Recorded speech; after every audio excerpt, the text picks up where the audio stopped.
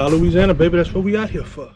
What's going on, folks? Big Joe, your Pure Cajun Outdoors. Today we are going to get into some more gun talk, man. We got an upper probably a month and a half or so ago from Bear Creek Arsenal, 458 SOCOM. If y'all seen some of my other videos, we also have the 300 Blackout that I need to do some updates on, y'all, because I believe last time y'all seen it, I was still sighting in pop-up sights on it. I got optics on it now. We got a suppressor on it. And it's been doing great. I need to put some more content up of that.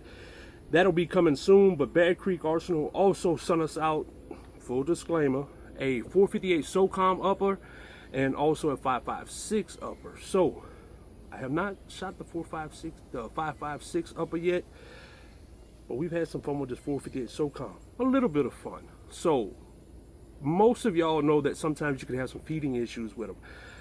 Anytime you get into these big bore rifles. This was no different with this one in the beginning.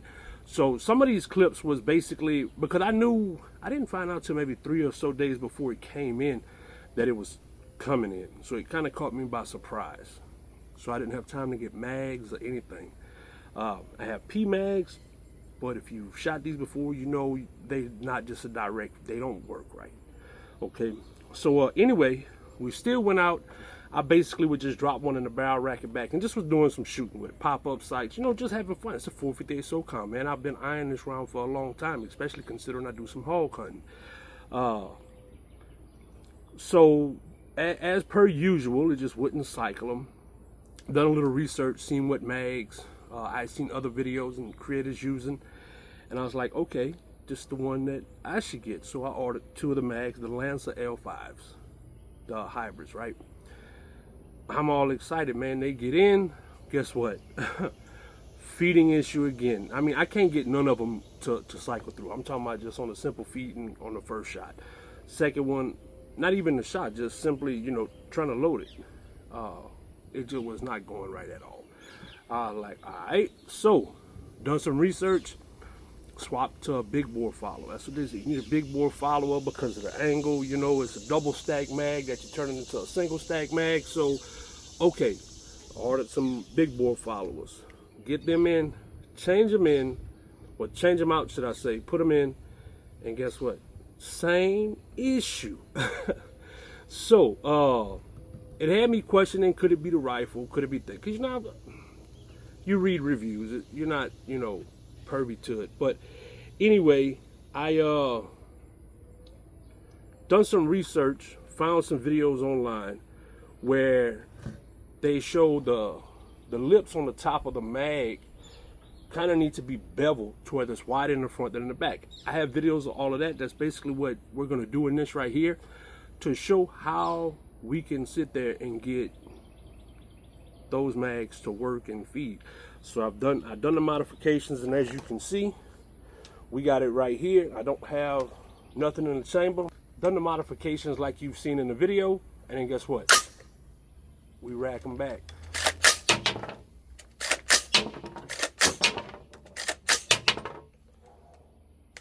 No issues. So we're gonna get into how we made this possible with the modifications that I'm going to show y'all in this video.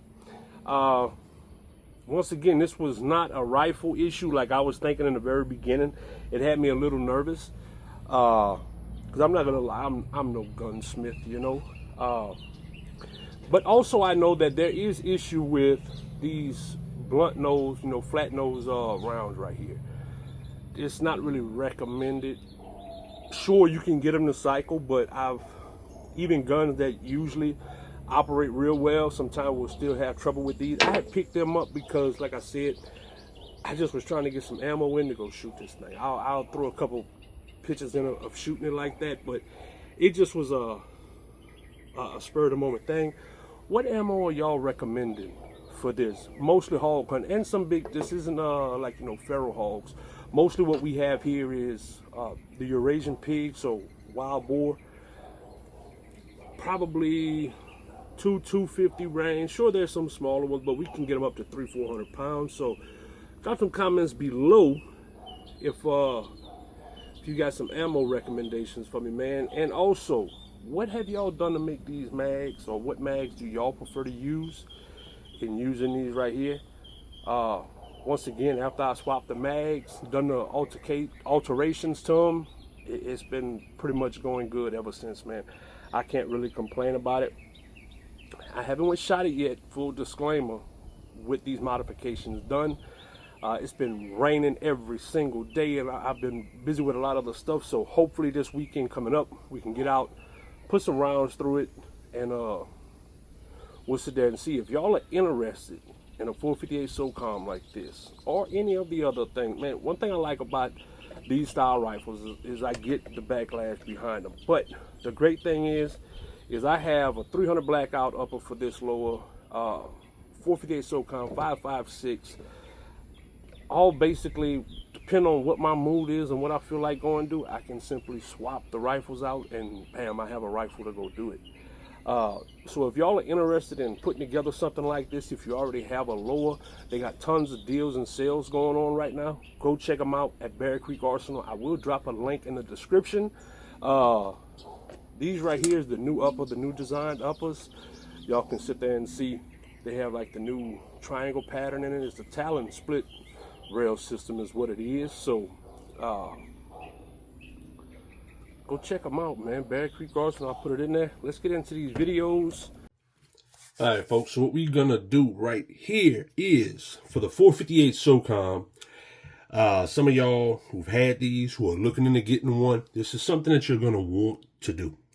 Now, there's several different mag options you can go with that you may have to do other modifications to. As far as I could find, this one right here probably had the least. This is the Lancer L5 Advanced Warfare or Warfighter mag.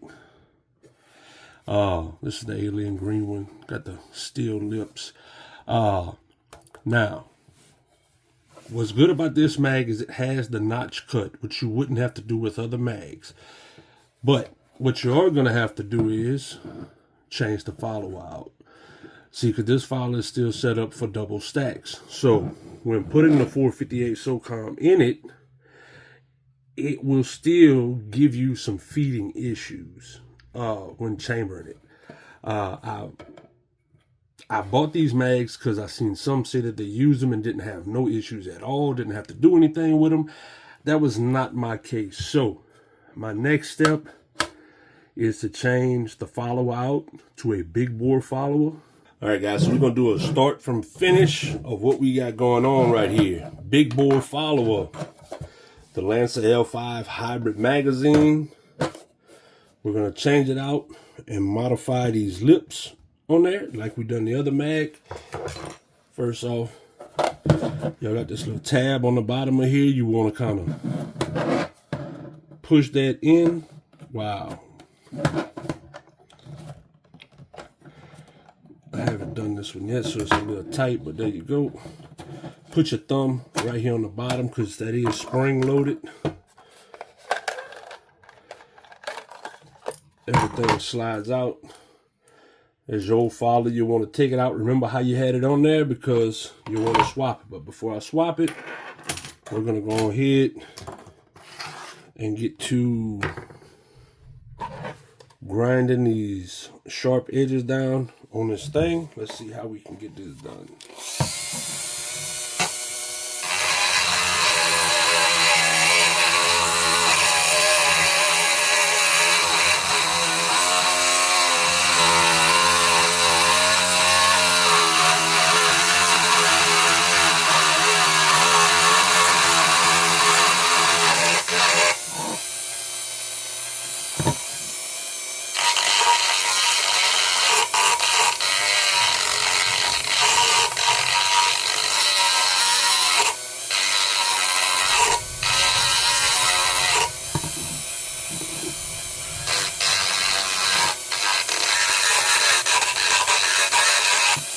Ripping it up.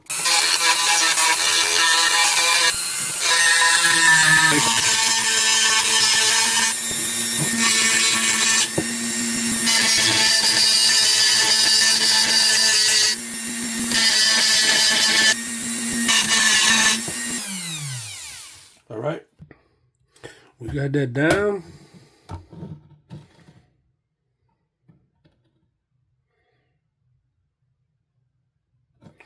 We'll see. Let's change these followers out real quick. So, you want to look on here at the bottom, they got a little clip. See how it's on there? You want to kind of pop that out.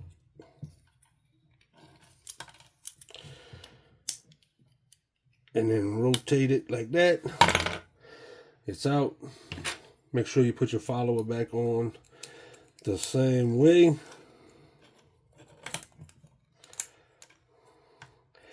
These just have the little notch because them other ones are anti-tilt followers. This is not an anti-tilt follower right here. So, and then there we go. We're back on. That's how you want it. Make sure you go back in your mag the right way.